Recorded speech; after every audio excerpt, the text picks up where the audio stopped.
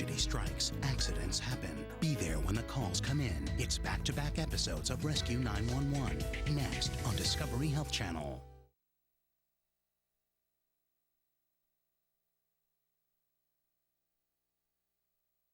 This is 911. Do you have an emergency? Today on Rescue 911. Then, an electric shock brings a teenager's heart to a complete stop. His body seemed just very limp. As rescuers fight to bring him back.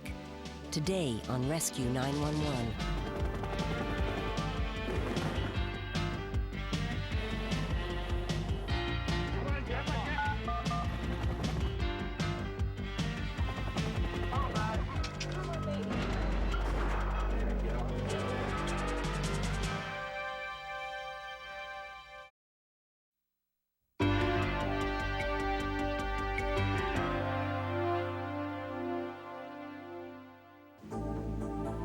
On May 27, 1989, 16-year-old Scooter Green was cleaning his family's pool when his longtime friend, 14-year-old Robbie Henderson, dropped by. I was cutting through Scooter's yard to go to my house, and I saw him clean the pool. Though actors portray the Greens, the rest of the people involved have returned to help us tell Scooter's story. Really sounds good. You want to go? Yeah. We can some pool. All right.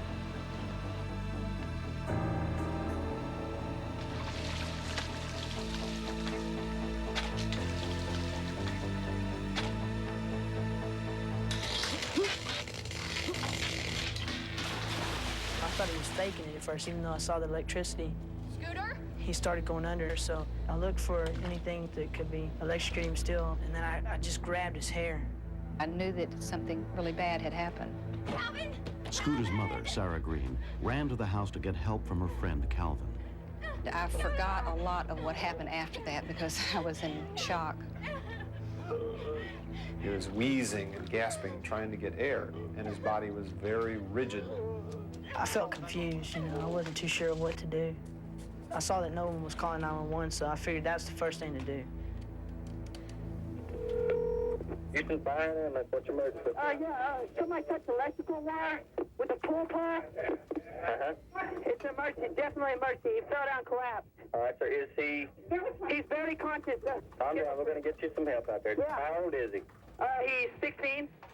Operator D.W. Mills passed the address to Jack Williams for immediate dispatch. MS-50, engine 4, 16-year-old male. From the nearest fire station, an engine headed to the scene.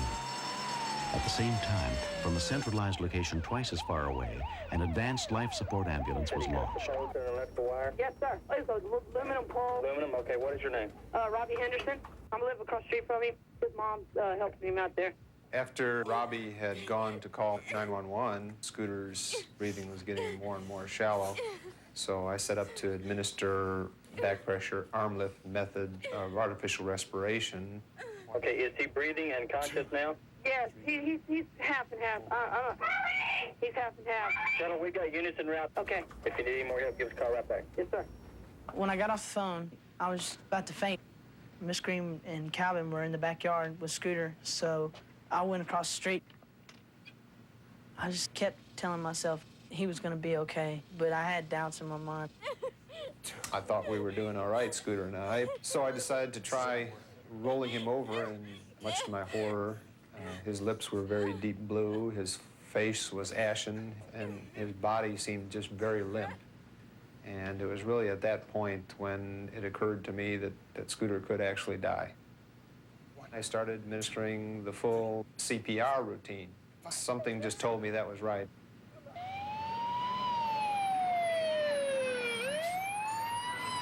"5 minutes after the call was made, 2 emergency medical technicians from the fire station arrived on the scene.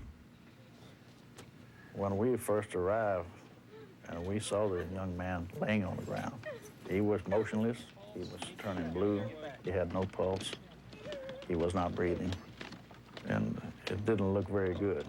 Start breathing for me. Peggy, check the pulse. Okay. Ambulance 50, we have plan A in effect. 50 dispatcher, I need a channel talk with engine 4. Engine 4, meet ambulance 50 on A Alpha 2. See, this is engine 4A. We have a 16-year-old down, not breathing. A CPR in progress. Emergency medical technician Doug Lewis took over, giving the boy chest compressions. Still no blood pressure. Ma'am, you need to get back.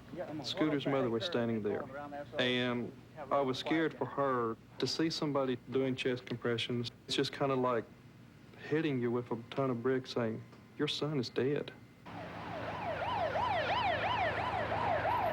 8 minutes after Scooter was electrocuted, the paramedics arrived with full life support equipment. The power line Scooter had electrocuted himself on was the main line into the subdivision. The electricity had passed down his body to the ground, stopping his heart. The situation was extremely dangerous for Scooter. If the electricity had gone through the body, it can damage the heart, the lungs, all the vital organs. It can literally destroy everything in there.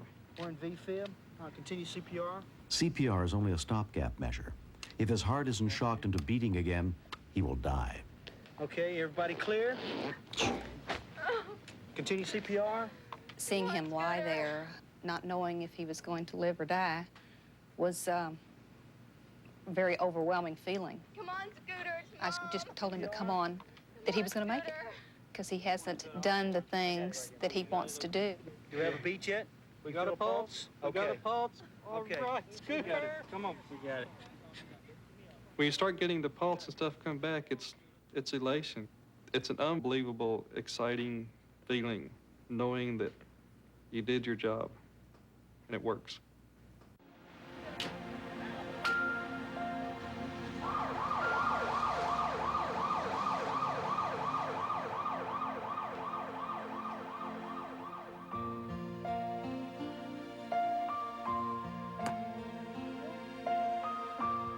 After 5 days in the hospital, Scooter Green was released. Though he could remember almost nothing about the incident, he had suffered no long-term effects. I just remember lying on my back, and I remember pain. The pain was so bad that I just wanted to go ahead and die. And everybody was sitting there telling me, hang in, you're gonna make it, you're gonna make it. The happiest moment for me was when Scooter called the next day. And also when he came home, knocked on my door. I helped a friend out, and maybe someday, if I was in trouble, a friend would help me out too. Within a month, Sarah Green had convinced the power company to raise the lines above the pool another 20 feet. My greatest joy is that he's alive, and there is no heart damage, there is no brain damage. And I'm so thankful that they knew what they were doing, and it worked so well that day. Where you going? I was thinking about getting out. 2 weeks after it happened, Scooter came by the fire station. It was amazing. I just couldn't believe that he was up and walking around. He should have been dead. He should have been 6 feet under. It was definitely a miracle. It wasn't his time. I think we're all even now. Next, step inside the command center where the calls for help are answered and meet the real-life heroes who save lives. Stay tuned for another episode of Rescue 911, next on Discovery Health Channel. Real life, medicine, miracles. Mr. Shapiro, step out of the car, please.